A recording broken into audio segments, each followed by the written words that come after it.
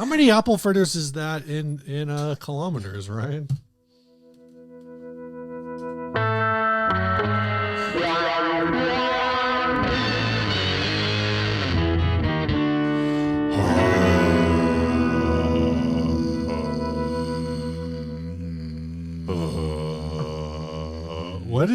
What was this? I was gesturing to the logo because it says 60 cycle hum. In case anyone is wondering why we just said hum together. Hey everyone, I'm Ryan. And I'm Steve. I'm waving also. This is 60 cycle hum, the guitar buying, selling, trading, modding, fixing, breaking, reviewing, playing podcast. That happens to also be a YouTube video and channel. Yeah. So anyways, what are we starting with here, Well, Steve? Ryan, before we do this ad, I just want to say, there's been some back and forth about how the gentlemen, Zach and Red over at DIDN Tone, have, they've been informed by some mutual viewers that their reverb ad reads are similar to ours. And on their most recent episode, they apologized. And I want to formally accept their apology. Do you want to get into this reverb listing? Yeah. Okay. So, we're still getting people saying that we're copying 60 cycle hum, and I don't know if we are or not, but sorry guys. We are going to keep doing this because it's fun. They didn't need to apologize, but they did. Every now and then YouTubers do feel compelled to apologize officially, and we do appreciate that they did apologize over there. So apology accepted. It wasn't necessary, but it is accepted. Thank you, boys. Look forward to seeing you guys at NAMM, hopefully. Watch they just avoid us the whole time. Did that sound like a threat? I hope it doesn't sound like a threat. We'll see him at NAMM. Yeah. This first ad was sent by Lucas Servey. Sold. Spray painted green guitar decoration. No details. It's in Rosemount, Minnesota. It doesn't need details. You can't even see it. Steve, you and your sounds. I don't know how to turn them off. Your notifications. It sounds like we're in a submarine every time that happens. Hopefully that turns it off. Is there a way to just turn every notification off? Oh, I'm sorry, guys. Rough start to a show. That was... It sounded like something official, like, oh, Steve used the secret word. Apparently, the secret word is green. Bing. Yeah. Spray painted green guitar decoration. It doesn't look spray painted. Yeah, that is thick. Talking about DIDN Tone. The back is spray painted. That's definitely. Well, I guess they aren't wrong. If the back is spray painted, then technically the guitar has been spray painted. Yeah, but the front looks like, they just took a brush of or a roller. It looks like it's been rollered. It looks like they dipped it in like cement first, or like grout, or I don't know, caulking, But you know what the nice thing about this guitar is? What's the nice thing about this guitar? With the help of computers, you don't even have to see it anymore. You make this completely disappear. Just make it completely disappear out of the scenery. I mean, is that the idea here? Like, what do you... What was the goal? Is that what you're trying to ask? Because it's like, spray painted green guitar. I can read that over and over again. It's not going to make any more sense to me. The audio listeners of the podcast, we love you to death. You don't ride on the description. Don't ride on just listening to us. Click on the Imager link in the description of the video so you can see this thing. It's what we have is a single cut, like Les Paul Jr. style thing here, with a wraparound bridge. The knobs are missing off of the pots. And if you're wondering how thick the paint is, there are no strings on this guitar, but the paint is caked up thick enough on the bridge, as well as everywhere else, that wraparound bridge tailpiece is not going to fall off. Oh, yeah. It is just like cake frosting onto the guitar. Yeah. This is like Nickelodeon slime green.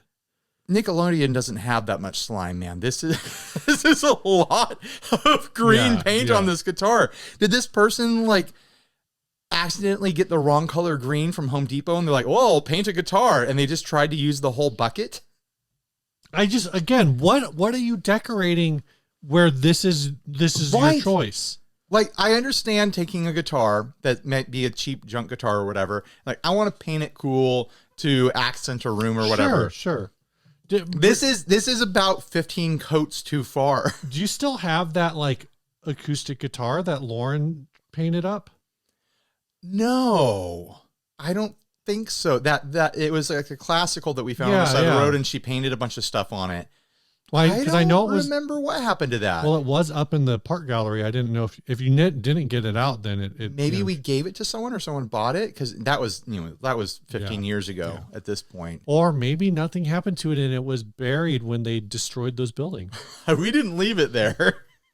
I was just telling someone the stories about the park gallery, and it was Steve and I and some other friends. We used to run an all ages venue that was amazing. It was amazing. Ryan, this was $5. I know. I think that's too much. I think it's the right price. Is that the price isn't when it's $5? The price isn't about the value of the thing being sold. Right, it is right. making the transaction official. Like we have officially agreed and shook hands and exchanged currency to agree that you are now the caretaker of this. You are the one. You are the one who now has paperwork involved here. We exchanged paper money and now it's official. That's all the money means, because this should be $5 for someone to take it away. Yeah. This is your problem now. Right, exactly. You have agreed to take on this curse in your life. There's no, the amount of effort that it would take to save this isn't worth it. Because underneath this, even if it's an Epiphone, even if it's like a nice Epiphone, like a $399 version of it's not a single cut junior, it's not worth the effort to green this thing. Yeah. Well, you did seem pretty handy with that putty knife, paint knife thing. Didn't you have one of those in your Rick, or was it just? No, that was a chisel. That was a chisel. Just a full on. That was a full on wood cutting chisel. Would you chisel this paint off? If I was going to try to save this, it would be a chemical process.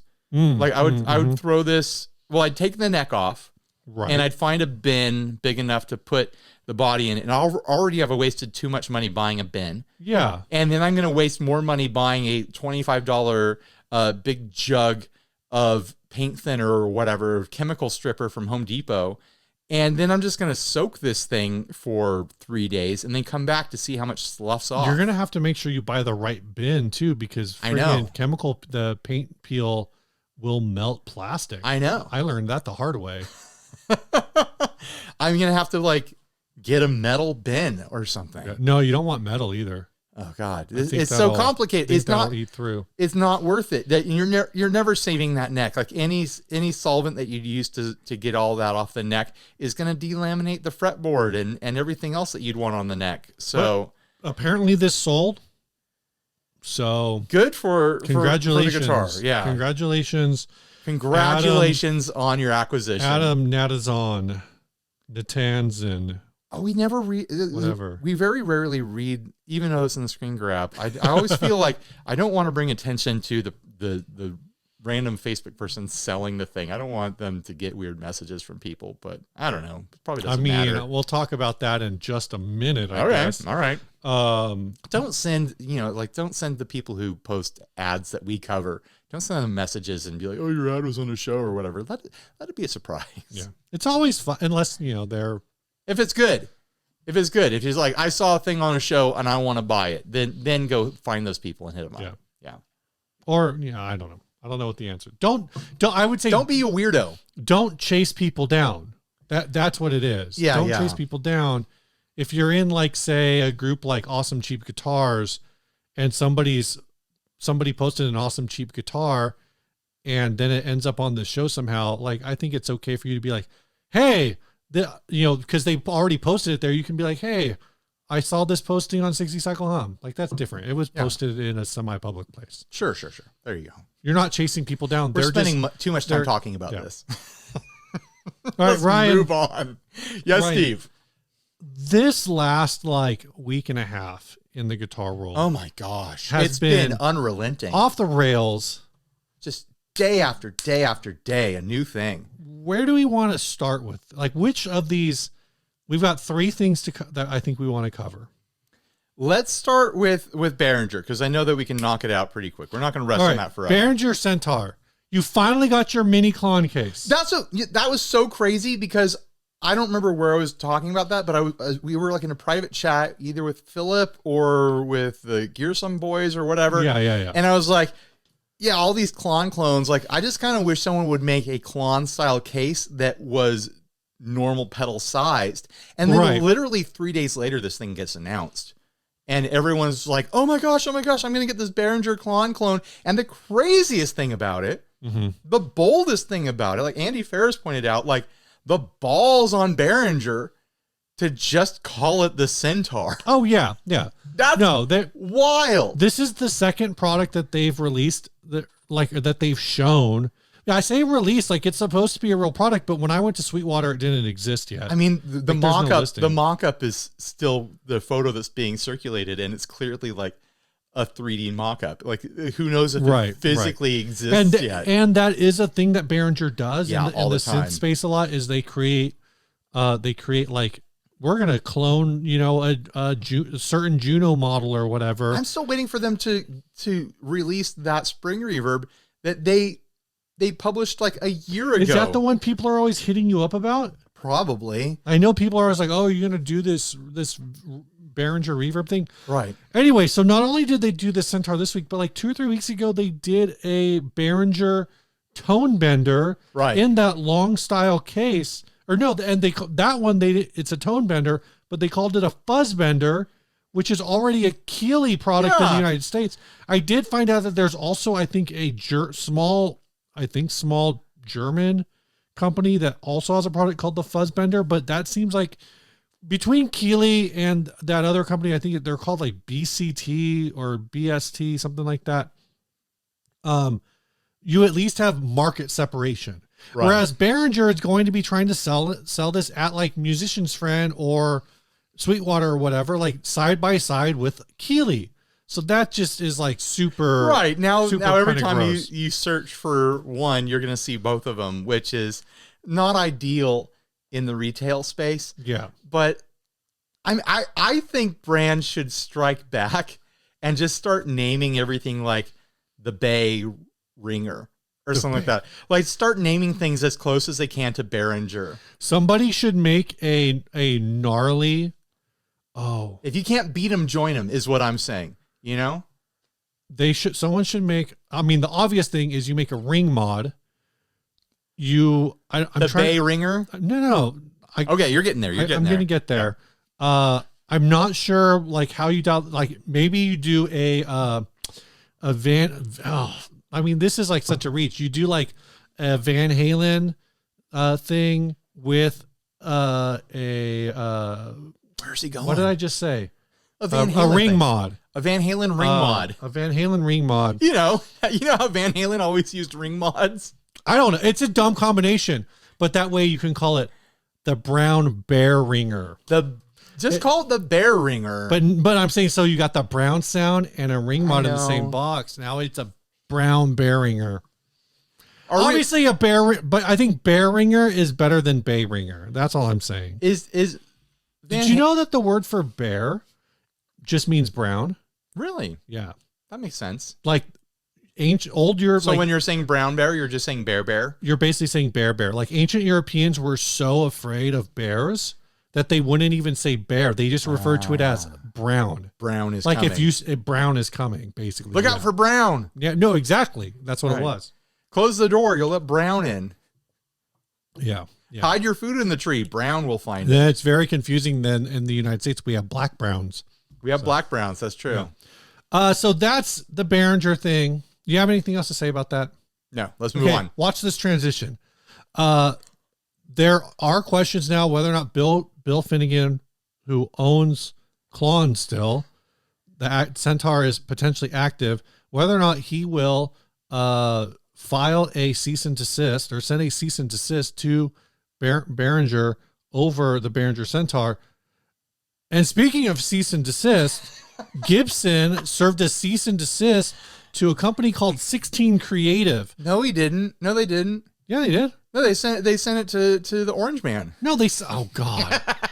They sent it to 16 Creative, who is the company that is licensing Donald Trump for the Donald Trump guitar. The only guitar officially sponsored by Donald Trump or whatever. Steve is engaged in a battle of semantics. I'm pretty sure I've lost it because I think I got blocked or ignored or something. I don't know. Because someone is fighting with him on the internet that Gibson served a cease and desist to Donald Trump, and Steve is saying, no, they didn't. And they're saying, clearly they did. And Steve is saying, clearly they didn't. And you both are fighting about the same thing that you agree about. Did you? A cease and desist was served to a product endorsed by Donald Trump. There's I guess like it's almost like I think people want to take the mentality where, you know how in a lawsuit, there's a certain school of thought in law where when you sue somebody, you sue whoever actually has the biggest pocketbooks. Right. So, for example, you're saying that that Bill should sue Behringer. I think he has a strong case for a cease and desist over the Behringer Centaur. Sure. All right. But what I was going to say is, like, if somebody for whatever reason wanted to sue us, then they could also potentially sue any of our sponsors. Our sponsors probably have way more money, like a lot more, because they enabled this nonsense. Exactly. They have endorsed us, much like Donald Trump has endorsed the Donald Trump guitar. Wouldn't it be wild if this is the thing that takes him down? Like, all the felonies, all the raping, all the shady shit behind the scenes, all the colluding with who knows who, all of it. None of it could take him down. But here comes Gibson. Yeah. Here comes the Gibson lawyers. Finally, all the guitarists of the world are rooting for Gibson's legal team to have a win. And then what's wild on it is, there's this whole thing where you're seeing all these people who are like, I did not have supporting a Gibson in a legal dispute on my 2024. How many people? Everybody's apparently playing bingo now. Everybody's talking about these bingo cards they have. Yeah. So here's a thing. I mean, it was a crazy 1-2 punch because, like, the Trump guitar thing, and I got private message probably like 50 times from whether or not you're buying one. Are you going to cover this? Are you going to get one of these? Are you going to make? You better not film one of these. Blah blah. Like, all these people invested. Like, I didn't even want to talk about it, but here we are. The only reason we're talking about it is because the 1-2 punch of it being a guitar that exists for 4 days, leading up to the secondary punch of, now Gibson is suing people. Yeah. I think if Gibson wasn't involved in a cease and desist on this, I wouldn't talk about it. It wouldn't really be worth talking about. Who cares? But I do think that this is interesting. And I actually did too much research on this. Maybe any research is too much research. So surely the FAQ on their website says all of the question is, who is the manufacturer of these guitars? All of the guitars featured on GetTrumpGuitars.com were custom designed and developed by a veteran-owned company with the help of a master luthier. So I don't know who the master luthier is. They're bolt-on single cuts. Right. So I guess here's the question I would have for you. Oh, let me read the rest of it. Sure, yeah. These guitars have been manufactured by multiple providers and include parts/features that are both domestic and international, which I have big questions about. This is the standard with most guitar manufacturers. I guess, right? Like, I guess if you are buying a Fender guitar, the copper that was used to wind the pickups at the Fender factory probably came from a foreign country. Of course. But, like, obviously they're trying to dodge out and say this is a standard with most guitar manufacturers because certain things, plastics, certain types of metal parts, can kind of are always going to be mass produced overseas. Where do you think the lacquer gets manufactured? Right. So here's the question. Here's a couple questions I have. First of all, the veteran owned company, as I mentioned before, is a company called 16 Creative. They say with the help of a master luthier. Based on when you had your conversations about developing a 60 cycle hum Ryan Burke signature eArt guitar, were you in communications with eArt directly or just with our mutual friend? It was like a shared email. Like, so there was like 4 people in the email. But they were all on the company on eArt's side. Yeah, half of them were. Sure. Yeah, Okay. yeah. So the question that I have is, if you're having a back and forth conversation with that, would you have felt comfortable? I guess in your case, it probably would have still had the eArt name on it or something. That was the plan. Had you gone that way. Yeah, yeah. But had you just made it a 60 cycle hum logo on the guitar, would you have felt comfortable saying that it was custom designed and developed with the help of a master luthier? Those words aren't in my vocabulary. So no, that's not what I was trying to produce. No, I know. You know, like I was intentionally like trying to design a guitar that I could, like, I wanted to make a cool surf guitar that could cost like $400 or $500. And I got to a place where I was like, that's not a reality. Yeah. So the only reason I'm asking that is because that is what I imagine this actually means, right? Is help of a master luthier. You're calling, that's all just marketing. You're calling whoever owns the factory overseas, wherever we all assume it's China. It could also be Vietnam. It could be any of a number of very cheap labor. Custom design this guitar. They already had this design and they put a photo finish on it, and then they did an inlays on the necks on the ones that have inlays on the necks.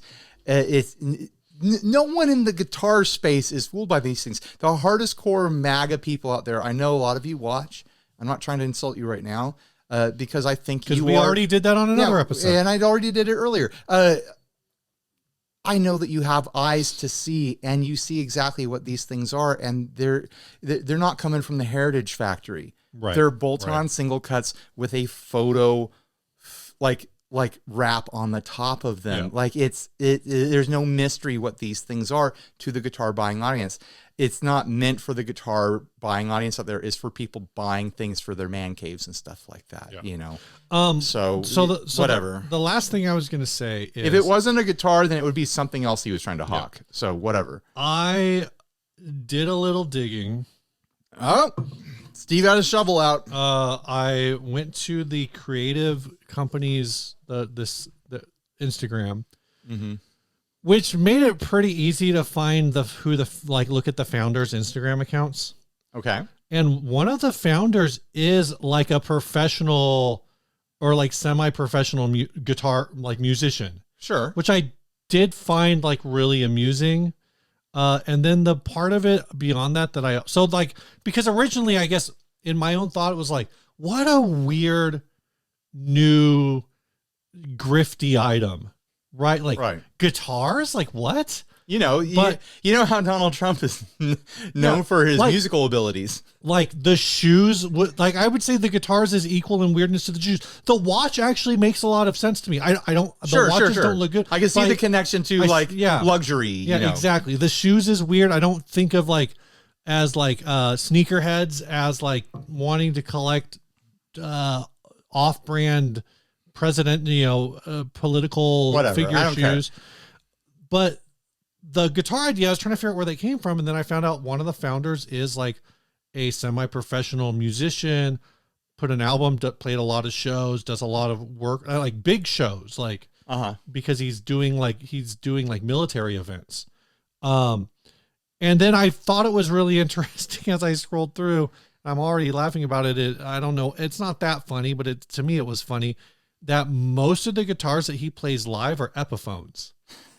And to the extent that there's so many of them that it actually made me wonder if he was actually an Epiphone artist. Sure. But I didn't bother looking into that. All right. That's the end of the story. That was a long way to get to saying Epiphones, Steve. Yeah.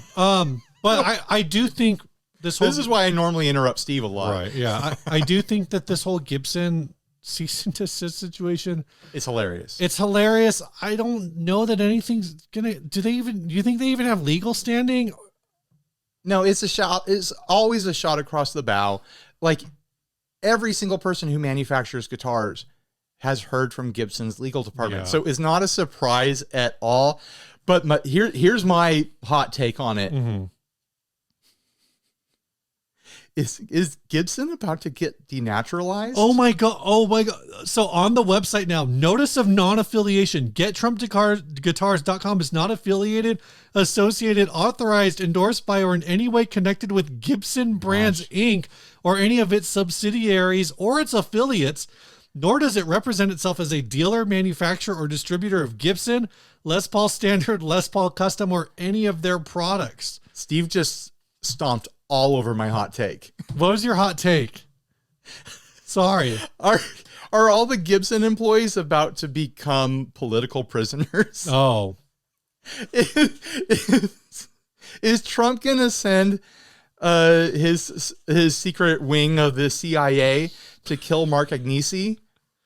Like, what's about to happen? Like, there's so much doom and gloom on the horizon, and so many people spinning their wheels, imagining how bad things are about to get. And like I said weeks ago, like, let me know when things actually happen. But it is funny to think that direction. Like, has Gibson just made themselves the enemy of a president that is hell bent on revenge? Well, some people have pointed out too that like this is such a like widespread story that Gibson, and because this company is saying like we're an American company, regardless of where these are made, that Gibson also almost has a responsibility to do this. Like, of course, if they don't do this, then it will prevent them from doing it the next time, you know, Paul Reed Smith comes out with a single. No, and that has always been their position, is that they have to defend their copyrights and trademarks and their brand identity, because if they don't defend it, then they lose the ability to defend it the same way that Fender lost their ability to defend so many of their body shapes and concepts.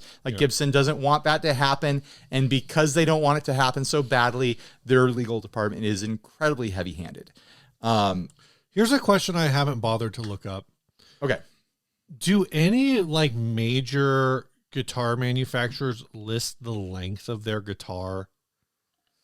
Because these are all listed as 39-inch guitars. That is the mark of like a budget import every single time. Like every time like Donner or whoever else hits me up to do a demo, like, are you interested in our 42-inch long guitar? Yeah. What? Whenever I see that, I immediately think of Glary. Right. Oh, totally. It is like their model name is always like the length of the guitar. Yeah. It's so stupid. Every single time it's like, yeah, I can tell that you're not a guitar person, because you would have at least been like, oh, you want to cover our S-type guitar, or you want to cover our Z-type guitar, and then I would have known what you're talking about. But you're measuring it in inches, which is, and not the scale length. Like if someone wrote me like, hey, you want to cover a 24 scale length guitar, a 24-inch scale length guitar, I'd be like, oh yeah, here we go. You got me salivating. I want to know more about this. But when it's 39 inches. Do you want to cover a 39-inch guitar? How big a guitar are we talking here? So let's move on to the last crazy thing that happened. Right. Which is we're covering all the news this week. Apparently, according to the internet's premier mathematician, John Nathan Cordy, every time JHS launches a pedal, Josh Scott puts $10 million in his personal pocket. Straight into his pocket. I know that's not what he said, but basically everyone already knows the story. So we don't need to recap. You already know. I had never heard of this guy before. I woke up to like seeing Josh's reply video, and so I had to go, like, I quickly looked up the other guy's video and I watched it on 2x speed, and it's like, oh yeah, this is like super shitty. This is the same dumb stuff you see random people on Facebook groups and forums, like, who have no idea how any sort of business being run. Like, they just sit there and they spin their wheels and they come up with stories about how every guitar brand, gear brand is stealing from us because it's all just $20 worth of parts and whatever. The original video was sent to me. I had to drop. I skipped over because he does like some playing at the beginning. Yeah. I skipped that too. So I skipped that part, and I only lasted about 2 minutes into the talking before I was like, he has no clue what he's talking about. Absolutely no idea whatsoever. And he, like, it would be one thing if he was trying to be KDH Jr. and he had a bunch of points to make. Right. But he didn't. He just sat there and took apart a fuzz pedal badly. Which and then you could tell he had no idea what he was looking at. as he was doing it. And then so Josh, I love Josh. Josh is so amazing. And like, I have the personal privilege of knowing Josh, the person. Like, we chat from time to time and stuff like that. Like, we have what I'd call a friendship. We have a relationship that's more than just like guitar industry associates or whatever. I don't know. Oh, that wasn't the one I wanted. It's not like he's my best friend or anything like that, but we know each other. Yeah. We know each other. Yeah. And so you have a relationship that goes beyond professional. We're not inner thigh buddies or anything like that. But I know, you keep it above the waist. I know Josh well enough to know his mood. Sure. And to know like how he's feeling when he's talking about something. And that was a unique mood from him in the video. Mm-hmm. And he did an excellent job, not only speaking for JHS and for himself, sure, but for the entire industry, because those sorts of accusations go across the entire industry, not just pedals, guitars, amps, services, everything. Everyone thinks everyone's being, like, not everyone, but a certain group of people, a small group of people on the internet assume they're being ripped off by these commercial, like, capitalist giants. Where, like, the guitar gear industry, everyone's trying to make money. Everyone's trying to make a living.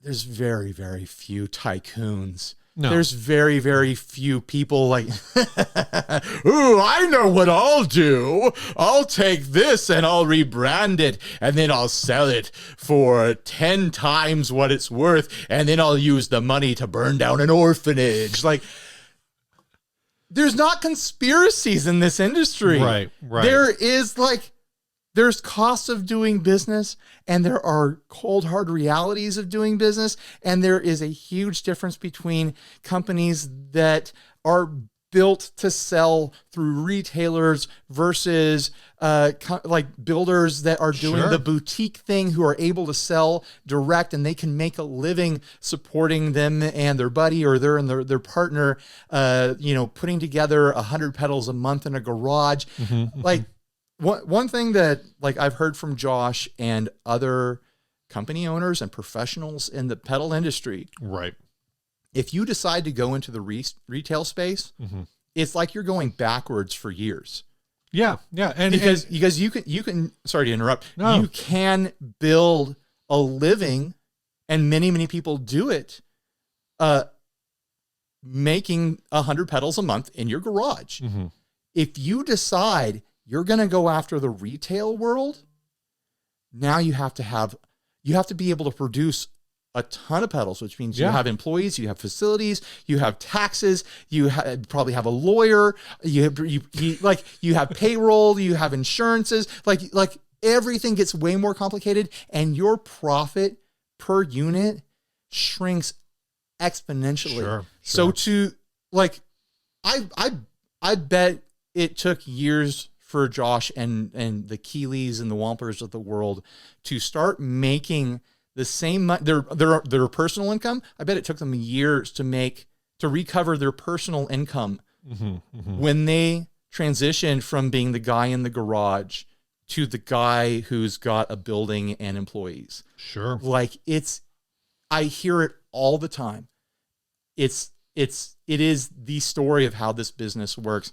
And so and there's so many people who do the DIY thing, and it's beautiful, and the boutique builders, that scene is beautiful, but I think people get the wrong idea based on the DIY experience. These things are $20 in parts. Mm-hmm.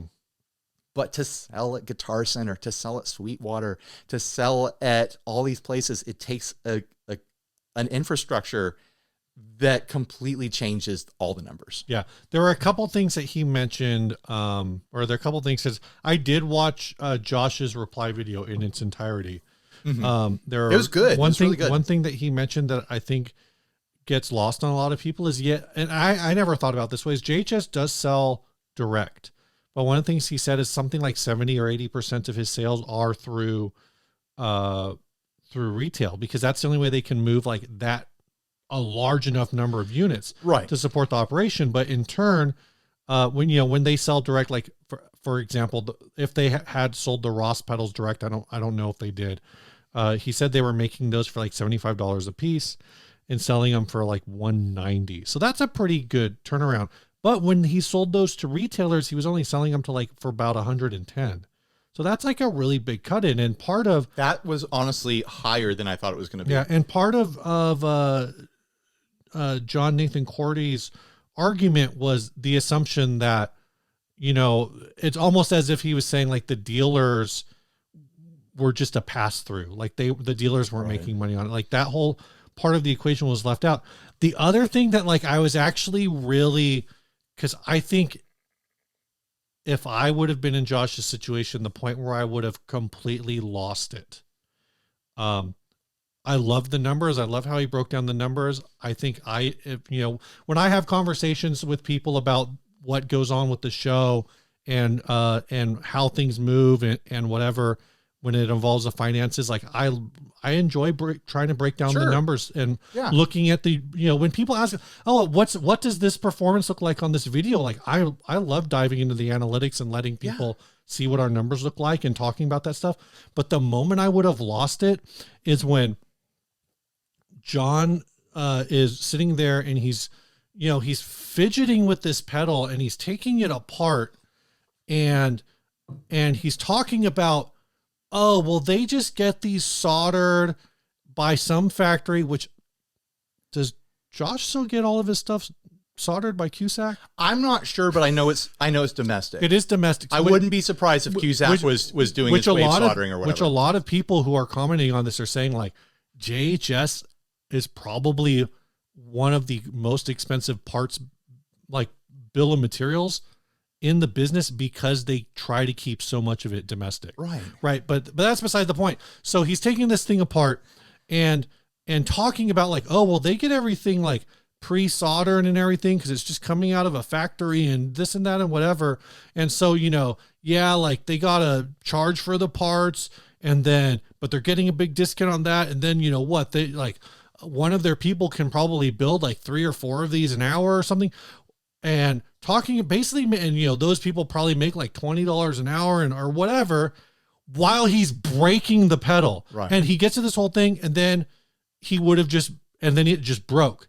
And I think that's the point where I would have just absolutely lost my mind, where I would have been like, you're going to sit here and effectively like say that, what my employees do is easy, but you can't do it. And the look on his face when he was looking at the circuit board, you could tell he had no idea what he's looking at. Because I know that look, because that's how I feel when I look at a circuit board. Right. I'm like, well, there it is. I couldn't tell you what's right or wrong or good or bad about this. There's a lot of little pieces, and I don't know what any of them means or how any of it works. Like I'm looking for, if I open up a pedal, I'm looking for a trim pot or I'm looking for a funny little message on the board. Like that's all I've got. Did you watch the apology video? No, I don't care. I didn't watch it either. Okay, I didn't watch it either. I don't really.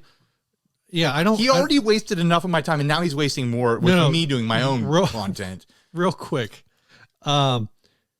I saw the video, and this is just a mentality thing. Again, this is that look behind the curtain that I like to talk about.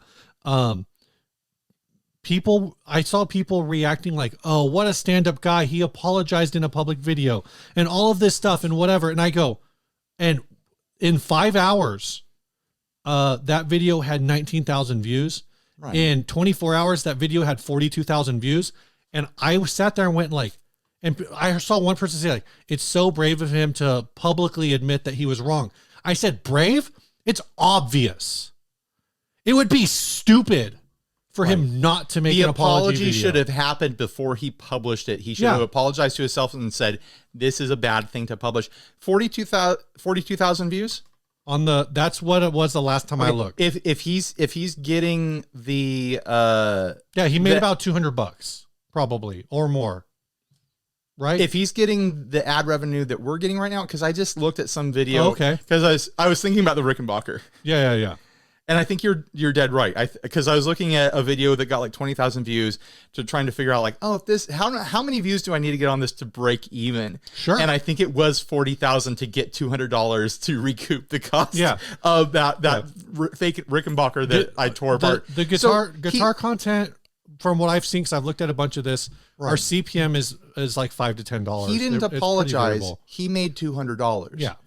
Like, that's the reality of it. If he had cared at all, he wouldn't have published it in the first place. And if you, I don't know what the first video got him, but he's walking away with, I'm sure $500, $600 out of this. He's walking away with the new JHS pedal because Josh is going to hook him up. Josh said he's going to send him pedals. I should make videos just shitting on every builder that I love, so they'll send me free pedals. The real gross thing about this situation, and the thing that we should be upset about, and honestly the audience should be upset about, Steve and I and other people in our guitar YouTuber social circle, we've worked really, really hard to be above water and earn the trust of the audience.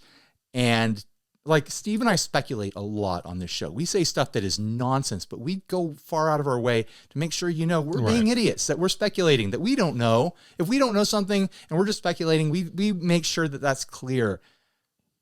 It is a bruise. It is a blemish on our industry, on our scene, for people to do what he did. Yeah. And then to milk it for more clicks with, an apology that could have been avoided with common sense, enough common sense to know not to publish that. Well, it is proving the trolls on Reddit and in the comment section and on the gear page and everywhere else, everyone who says critical things about guitar YouTubers is proving them right. It's proving to them that we're just in it for the clicks and in it to make a quick buck with drama and clickbait and stuff like that, because there was nothing of value in the original video. Is there anything of value in the apology? I don't know, because I haven't watched it, because I didn't watch it because I already saw that there was nothing of value in the first video. Yeah. And that's what's frustrating to me, is to have some people out there making content that makes us all look bad. And it makes it look like we all have the potential to go that way. And we've worked hard to build a scene that doesn't go that way as often as it could, as often as you see it in the mainstream YouTube world. So that's kind of my hot take on it, and I feel like we should move on. After your next thing you got to say. No, that's it. I think we can leave it there. Tell us how we're wrong in the comments about any of this stuff. I think we need to do an ad sponsor. If this corduroy boy wants to apologize, delete your shit. That was legitimately my thought, is if you really want to apologize, make an apology video and take down your old video. No, just pull it all. Or just pull it and make a community post. I bet that's all you need. I bet that if you pulled it, JHS would pull their video. It's like mutually assured destruction now. Right. Everybody's, but he's not going to, because every time it's the KDH thing. Like, every time he posts about Chapman, he makes $3,000 or whatever. That was speculation. I don't know, but he gets good numbers every time he drags Chapman. That's like 100K. That's good money. That's good money. It's probably like $500, $600. Good money, and he goes to that well a lot. So we know that KDH has paid a lot of bills with Chapman money. Gosh. Oh, he thanks God every night that Chapman exists. You're just trying to get your. He's gonna watch this. I'm not gonna make an apology video for KDH. I'm sorry, KDH. He's gonna see this video. He's gonna be like, Steve says he likes to share analytics. We're gonna get hit up for analytics. Oh, if KDH wants to get on our social blade, and I'm gonna say, go for it, KDH. Say, you know what, KDH? Every year I'm like, hey, I want to meet this guy, and we never do. So hey, KDH. I know we switch gears a little bit here. Why not go after YouTubers who know how to fucking fight back? Do it, coward. Merry Christmas. Did Chapman not fight anyway? He tried to, but he didn't know how. Okay. He doesn't know how to do that. He's used to fans worshiping him. We're used to being in the trenches with the assholes, because we're assholes too. Man. That's a real rough turn. All right, let's do the rest of our show. Now I have to tell these people that this episode is brought to them by String Joy. Sorry, Scott. I'm going to let you do the sponsorship by yourself. Make it quick. This episode is brought to you by String Joy. They make strings that are made out of human baby teeth in Nashville, Tennessee. They are a domestic builder. And if you want to check them out, go to stringjoy. Actually, use the link down below. That way they know that we sent you. And use code HUM when you check out for a nifty little discount. I think it's only good on your first order, but test it out. See if you can do it again. Yeah. This episode's also brought to you by TrueFire. If you're stuck in a rut or you just want to find new things to learn, head on over to TrueFire. Again, use our link down below. And there's so many lessons, thousands and thousands of different lessons on there for you to check out. Tens of thousands. The best deal on there is to sign up for a year, but they do have a free trial. I recommend use a free trial. Make sure it's something you really want to commit to because, money doesn't grow on trees. But I think after you do 2 weeks, you're going to want to at least pay for the rest, another month. And then, if you can, sign up for the whole year. Yeah. So that's it. Thank you, TrueFire, and thank you, Stringjoy. This next ad. Oh my goodness, which one was it? I got to navigate. It is the tuning amp from Joey Scar. So I grabbed this one 2 weeks ago, but we had too many Joey Scar ads, so I vaguely remember what it's about. Oh, this is a Joe Perry, Brad Whitford's Aerosmith. Tuning room amp.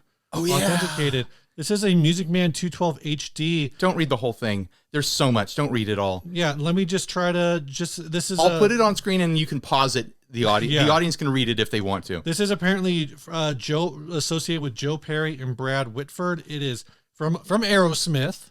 You know who Aerosmith Yeah, is, I've heard of it. I think I've heard of Aerosmith. You've heard of Joseph Perry and Bradley Whitford?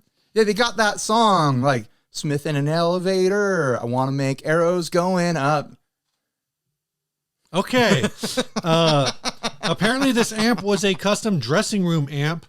And it's mentioned in a book, and it was a Frankenstein amp to be a multi-purpose workstation and a bunch of other stuff. You think this is in the Bible? No, Rocks, My Life in and Out of Aerosmith. Oh, that's not the Bible. Joe Perry's book.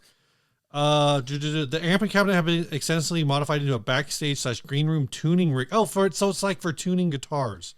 Yeah, it's you know how some practice amps have built-in tuners? Yeah. This is a performance amp with a built-in tuner. Where a full fourth of the amp has been dedicated to a tuner. So I think I feel like I've seen these, like this sort of thing done before on an HD 212, but maybe it's just that I've seen this amp. Maybe you've seen this amp before. That's so weird. So what's actually going on here now that I remember is they took a 212 and they cut it down to be a 112, and the other side is a built-in tuner. It's hard to believe, but like pedal board tuners are a recent invention. Like right. Steve and I were playing guitar before pedal board tuners were invented. It used to be they were rack mounts. I think the TU2 probably came out right around the time I started playing. Okay, it came out after I started playing. Yeah. So having a tuner available is a recent novelty. So they built a full tuner into this amp where there used to be a speaker and turned the rest into cubbies. So you can store like your cables or like a bottle of Jack Daniels or a bag of some white powder in there or something like that. It's an Aerosmith guitar. So I'm sure every single one of those little cubbies was just chock full of scarves and bracelets, It's just kind of a funny thing. I don't know if I was a big Aerosmith fan though, $2,900, $3,000. I feel like that's a good get because this isn't. Yeah. No, it's not an amp that was used on stage. It wasn't used in recordings. It wasn't. It's not part of their sound or whatever.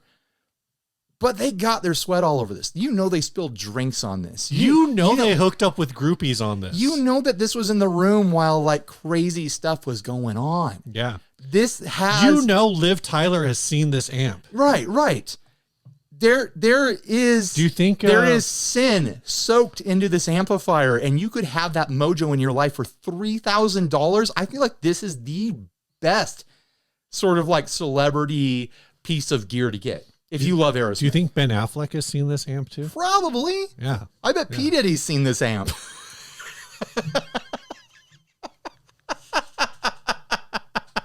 I got Steve. That's how you know it's good. Oh, no. Oh, no. How slippery do you think it is? Oh, no.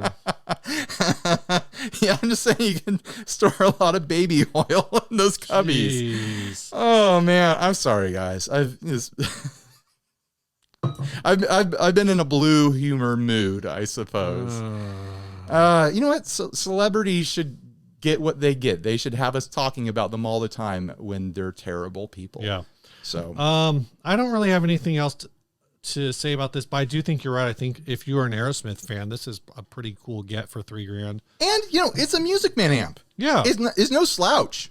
Like, I mean, I it's think gonna be a these are great like, amp. I think these are like $800 or $900 normally, but Still, like, it's not like a Gorilla amp or something like Sure, that. They could have made a tuning amp that was, like a crate or something like that, I mean, this would have been like a representation of a cheap amp probably in the 80s.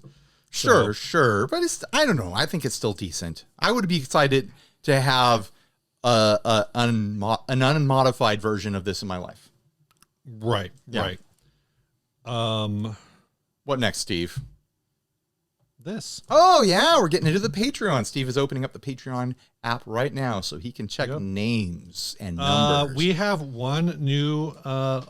so if you want to support the show, all of these shenanigans, head on over to patreon.com/60cyclehumcast, where you can just support the things that we do. Every once in a while, we have to buy cameras and lights, and NAMM's coming up. And of course, NAMM's going to cost $1 or $2. And, we buy food to make the show and all kinds of things. I'm going to talk about how I spent some money in the What's New. That's right. We're going to talk about that some more pretty soon.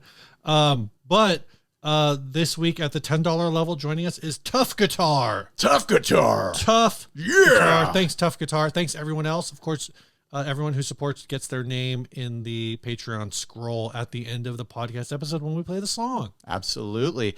I'm going to pitch. You don't know what to get your friends and family for Christmas? A lot of times people like to donate to charities in someone else's name as like a Christmas gift. Why not sign your mom up for our Patreon for Christmas? Why not? You don't know what to get your cousin. You don't know what to get your nephew or whatever, your niece. Make them a Patreon supporter of your favorite podcast. They won't know what it is. They don't play guitar, but their name will be on screen in a YouTube video. And that's very important to people. Someone's going to sign up and their Patreon name is going to be like Martha Willis, parentheses, that's my mom. I'd love it. That'd be amazing to see. Yeah. Ryan. Yes, Steve. This episode, last but not least ever, is brought to you by Chase Bliss Audio. That's right, Steve. We had an this is a What's New. We had an entire run in between where this started and sold out, which is why I say get on the Chase Bliss mailing list. Get on the mailing because list. They did the Chase Bliss mystery box. It took me about 4 hours to decide what I was going to do, and I was almost convinced that I missed it. Watch this transition. Okay. So thank you, Chase Bliss, for all that you do, and get on their mailing list so you don't miss the Chase Bliss mystery box. Ryan. Yes, Steve. What's new? We both ordered Chase Bliss mystery boxes. That's true. And I'm not a gambler. Steve is the one who every single year is the one who buys the Premier guitar. I did the Ren & Cuff mystery box. I'm doing the Chase Bliss mystery box, and it is November 26th, though. So before we record again, I should be trying to buy the Premier guitar mystery stocking. Steve might have a problem. So anyways, I'm very pragmatic with this stuff, especially with my money. And I'm looking at it and I'm hearing all the criticisms that I know everyone on the internet is having, like, oh, it's $300. I could just spend $50 more and buy the exact Chase Bliss pedal that I want. Mm-hmm. But there's more than that going on. And because it's Chase Bliss and I love them, I want to be part of it. Like, I got sucked into it, but I might get a third mood. Who knows? This mystery box is getting nuts. And they're throwing in extra pedals from their friends and stuff. And they keep adding on. And so literally Joel made a post last night saying like, oh, well, like taking pictures of pedals saying like, we'd like to thank this company for joining our mystery box. And people in the comments are like, wait, I thought you said that the mystery box wasn't being sold anymore. And they're just adding stuff Chase Bliss is like, yeah, we're not selling anymore. We're just adding more prizes. And it's like, what is going on? I mean, like, if we were smart, that's so Joel though. If we were smart, we would be sending them a bunch of stickers to just throw into these. We boxes. are smart, Steve. Do it. Right, Joel? Do it. Like send them a bunch of stickers and merch or whatever, like keychain. I don't know. We don't have keychains. I know. We'll get them made. But yeah, it's a really cool thing. What are you hoping to get? I think You can just I'm hoping to get something. I'm hoping to get something prototypey. Like that's the vibe I'm hoping for. Obviously, I'm hoping to get the golden pin. I would feel bad if I did. Because you already have every Chase Bliss pedal. Well, because I'm industry, No, I know, and I know. it's like I should. And Chase Bliss sponsors us, so it's like technically we have money in the bank from Chase Bliss that we could use to spend on Chase Bliss stuff. Yeah. So which it's is which is how I justified buying this. Basically, I would feel guilty if I got the golden pin. I would still use it. I think I would feel guilty. I think what's on my list is. By the way, the golden pin gets you every single new pedal they come out with forever. Yeah. Is it's a Willy Wonka thing. I think the Dark Bird looked really interesting. Yeah, totally. Just like a dirty condor. And I think of their lineup that they've had, I think the other one I would be interested in getting is a Dark World. Dark World is amazing. I love my Dark Here's World. the thing for folks, and if you're in the 60 Cycle Hum Facebook group, this could be the spot to do it.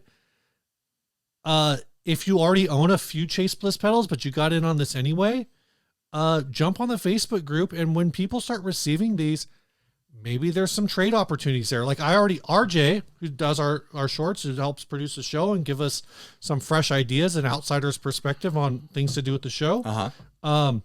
I've already talked to him, and basically if somehow I end up with a second Bliss Factory, I think we're gonna, whatever he ends up with, I think we're just gonna trade. Sure. You Yeah. know?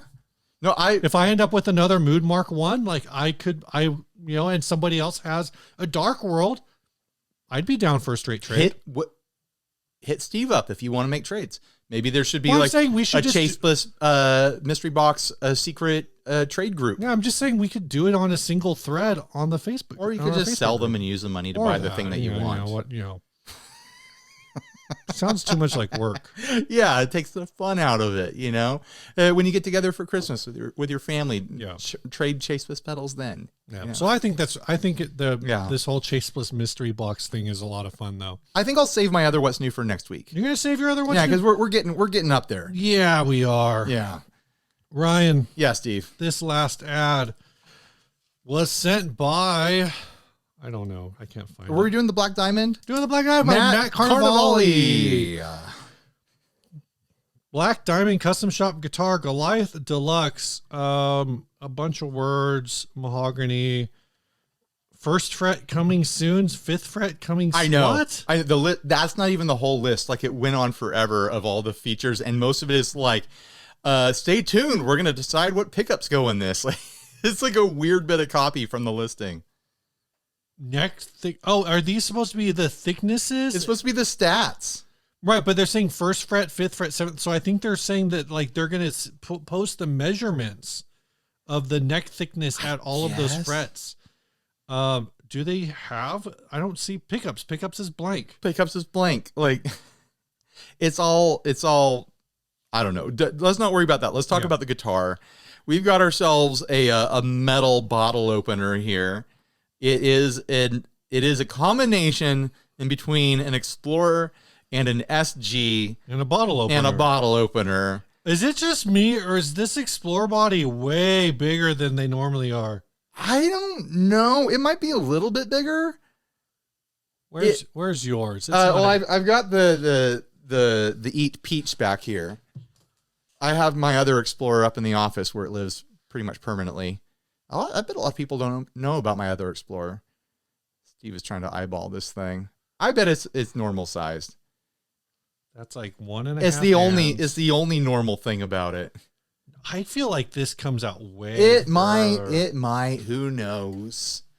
I think good thing I have this sitting over here. Yeah, because I think where the bottle opener is, that's where the body would normally end. But we joke about bottle openers on this show. Like, I'm of the personal opinion that if there's a bottle opener on your guitar design, like, you're not very good at this. Like, there's very few exceptions. Like, I mean, arguably because of where the strap button is on your manta ray, you could use that as a bottle opener. No, it's a very specific shape. Like this No, I is know. clearly a bottle opener guitar. Like if you sold this as a keychain, it would be a bottle opener. The inclusion of the SG top horn is very Zakk Wylde. Yeah. In that, like, it seems half-assed and not done well. The SG to Explorer transition here. So if you're looking at it, like, it looks like a Christmas angel, like that you would see in like the '90s clip, like a '90s clip art pack. Totally. Where it's got one arm up and it's like doing this kind of a thing. And I bet this is a great playing guitar. It looks like it's well done. It looks like it's well made. Yeah. But so I don't want to dog on this guy too hard. Like, this is probably a great playing guitar.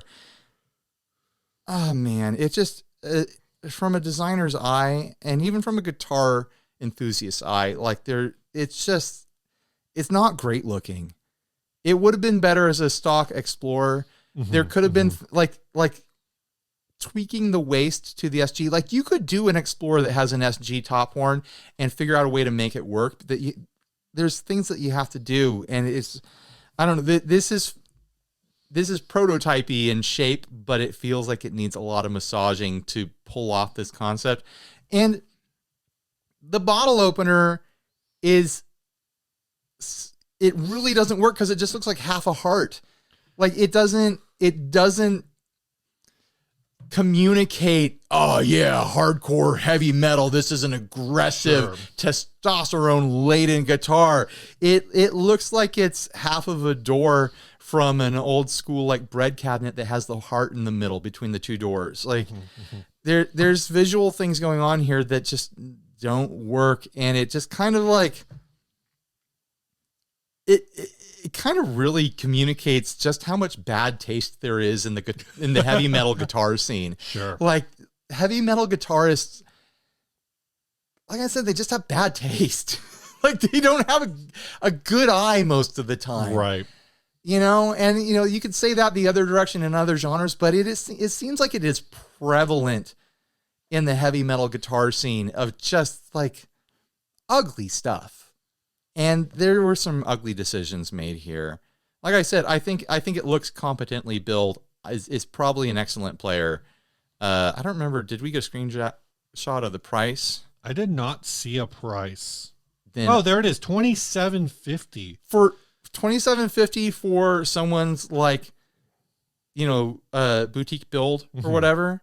That's a totally fair and normal price. I mean, this is being sold by whoever made this. Right, exactly. I want to be very clear that I'm not dogging on the quality of the work. We don't know because we can't hold it.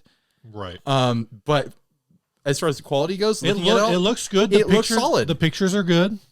They're good pictures. I think all throughout. Here's my immediate ways that I would have fixed this. Instead of doing that bottle opener, I know you want that hook on the elbow wing.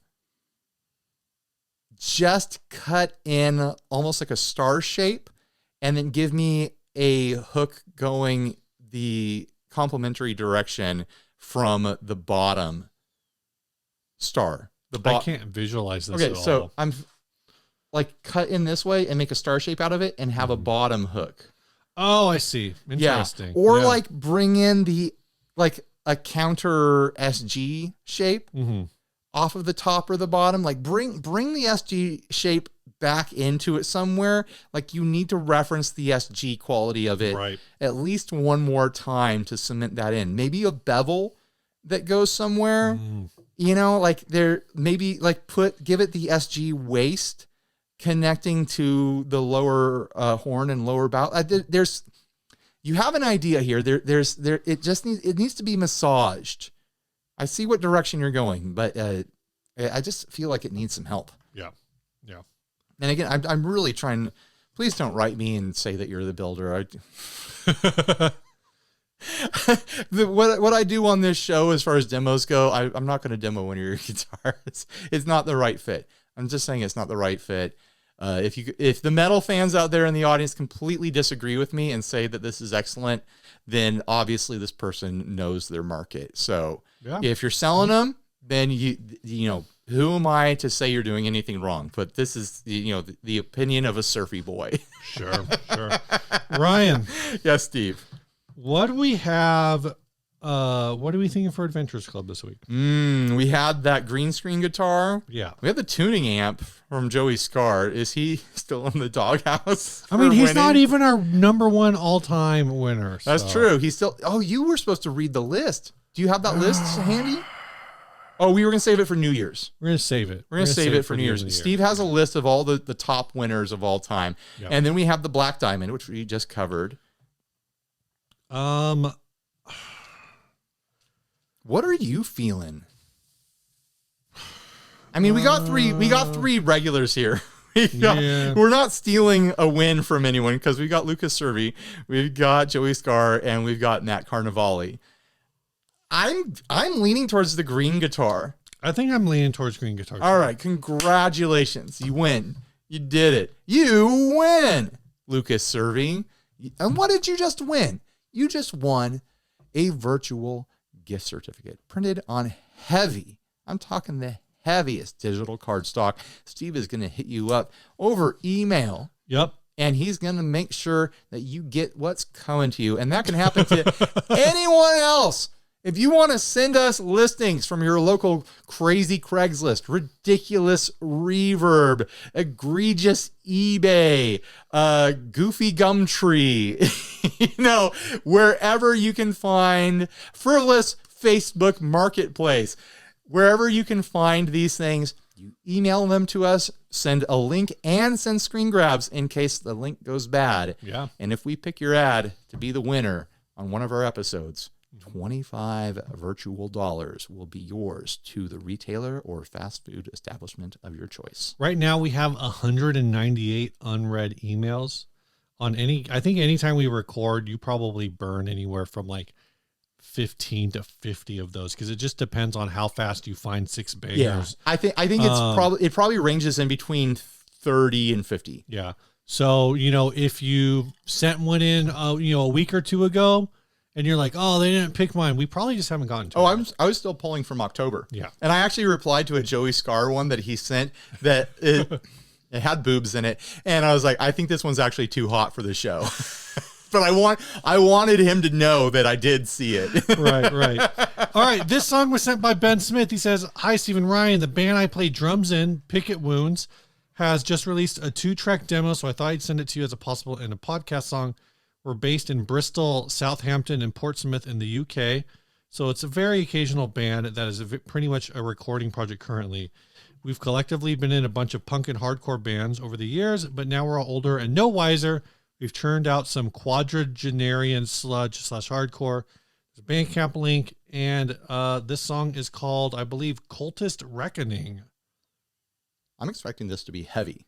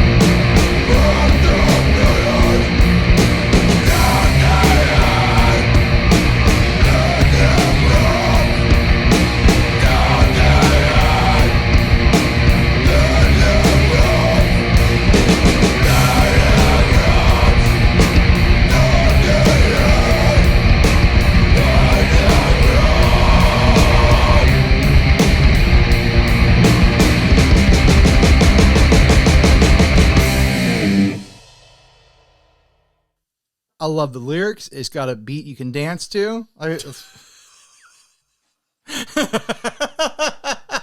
enjoyed the song. Just that reaction. No, that was fun. I wish more metal bands would send us songs. I'm sure we don't have the most metal fans on this channel, but you never know. If you're in a metal band, don't think just because, like we're a bunch of like surfy indie type people over here, like alternative people, that you can't send your metal stuff. Send us your metal stuff. Send us your noise projects. Send us stuff that you think we wouldn't like at all. There's a band that I pull out, and just to make the comparison, this is a little different, but there was a band I used to listen to a ton back in the day called From Autumn to Ashes that this really reminded me of. I still pull that up. I was gonna say I still pull that record up, but I pulled it out, but I don't own the record. But I still will listen to that every once in a while on like YouTube music. So I like this style of music is actually a style of music I listen to from time to time. Kind of brought me back to one of the gallery. One of the times I went to Henning's house for 42 Gear Street. They had a masseuse there. And the gag was heavy metal masseuse, where you get a massage while heavy metal is played. And so I lay down on the table and they're like, hey, what do you want to listen to? And I was like, oh, I see. I have to like prove my worthiness by choosing a metal band. And so I had them put on Ministry. Oh, and nice. it kind of took me back to getting a nice massage in a German garden, surrounded by my friends while Ministry played. Jeez. All right. Bye, everybody. Stay grounded.